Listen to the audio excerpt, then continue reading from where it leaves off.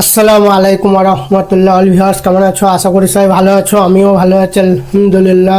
এই যে ভিডিওটা দেখছো উত্তমনগর দিল্লির ঘটনা। এই যে ফটোতে দেখছো হোলির দিনকে মারামারির সময় যে ভিডিওতে দেখছো আহত হয়। আহত হওয়ার পর এই যে ফটোতে যে ছেলেটাকে দেখছো এর নাম তরুণ।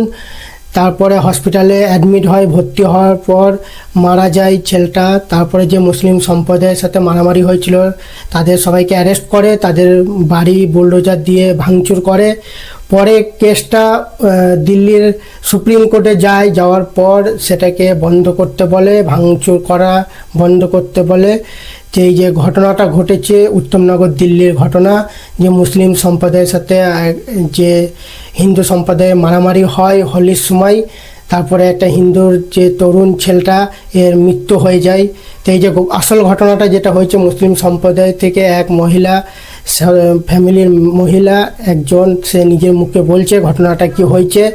এই ঘটনাটা হয়েছে হোলির সময় ওই মুসলিম সম্প্রদায়ের যে ফ্যামিলির এক মহিলা ওই গলিতে আসছিল হোলির দিনকে।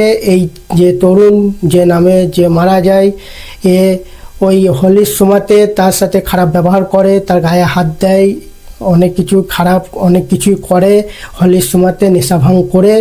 এই নিয়ে মুসলিম সম্প্রদায়ে যারা ছিল সমস্ত তারা বাড়ি থেকে ফ্যামিলির বেরিয়ে এসে ওদের সাথে মোকাবেলা মারামারি হয়। তারপরে তরুণ 25-30 জনকে নেশা ভাঙ করা সবাইকে ডেকে নিয়ে আসে, মারামারি আরও জোর হয়। জোর হওয়ার সময় যে তরুণের ভাই ওই মুসলিম সম্প্রদায়ে একজনকে মারতে যাওয়ার সময় তরুণকেই আঘাত করে, আঘাত করার পর আহত হয়। আহত হয়ে হসপিটালে ভর্তি থাকার পর মৃত্যু হয়ে যায়।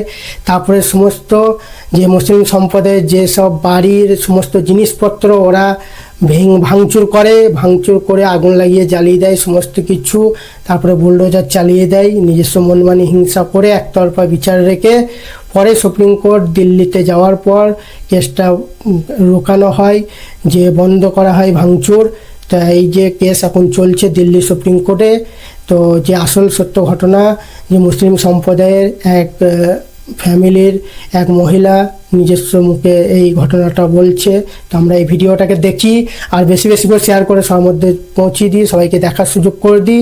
ভিডিওটাকে দেখো।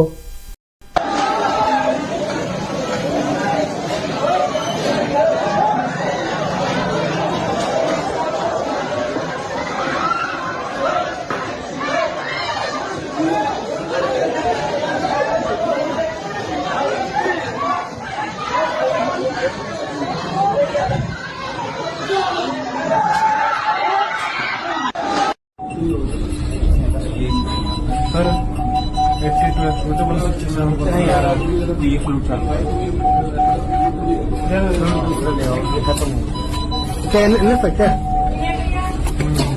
ये उसी आरोपी का घर बताया जा रहा है जिस आरोपी ने इस पूरी वारदात को पूरी फैमिली ने अंजाम दिया।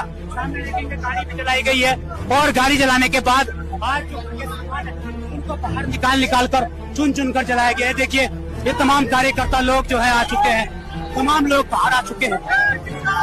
उन 20 से 25 लड़कों के साथ हथियार समेत आया और आते ही उसने मारना शुरू कर दिया, सीधा सरों पे वार करना शुरू कर दिया। मेरे भाई को दौरे पड़ने लग गए थे वहीं पे 3 से 4 बार उसके सर पे वार किया। दूसरे भाई को तो कुछ याद ही नहीं था, उसकी याददाश्त में प्रॉब्लम हो रही है, हाथ तोड़ दिया, पसली टूटी है उनकी और उनको ही जेल में ले जाके बंद कर दिया। घर के मर्दों को चोट लगी थी जिनकी कोई ट्रीटमेंट नहीं है, उनको पूरी बेहद गंदे तरीके से वो इंजर्ड हुए हैं, उनको याददाश्त में प्रॉब्लम हो रही है। घर का जो बंदा रिजवान है जिसे दौरे पड़ रहे, जो भी गायब है, पता भी नहीं है वो किस हाल में, अगर उसको अल्लाह ना करे कुछ हो जाता है, वो मर जाता है, तो क्या उनके घर पे बुलडोजर चलेगा जिन्होंने उसको मारा था? क्या उनके ऊपर बुलडोजर, हमें इंसाफ मिलेगा बुलडोजर वाला?